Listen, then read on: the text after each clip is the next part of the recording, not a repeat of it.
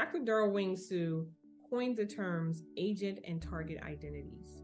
These terms help us to understand the differences in the ways that people leverage themselves in a society.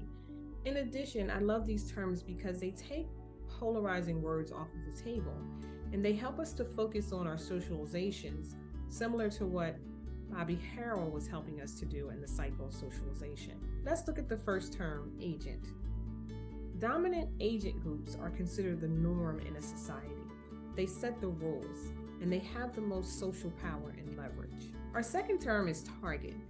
Target identities are discriminated against, they're disenfranchised, often face structural obstacles, and they are exploited. When we think of agent groups in the US, we consider that mostly to be men, white men, middle class to upper class, college educated, able-bodied people. When we think about targeted identities, we think often of women, people of color, or people who are differently able. In most cases, all of us hold target and agent identities. The closer we are to the agent identity, the more leverage we have in a society.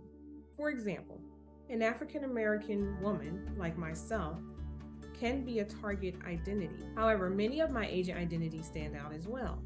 I am college educated, born and raised in a two-parent household, raised in an affluent, safe neighborhood, educated in a school where resources were not depleted and teachers did not mistreat me based on the color of my skin. Many of my agent identities allowed me not to see the nuances or the struggles of those in my own race that were targeted, that maybe didn't live in such a nice neighborhood, that did indeed live in redline neighborhoods where schools were depleted and resources were few. The agent and target identities that we all hold are helping define how we show up in a society, how we fit into that cycle of socialization that we talked about in the last module. When we get together in our session, we will further explore our own agent and target identities to gain greater understanding of how we leverage our agent and how we help those who are targeted.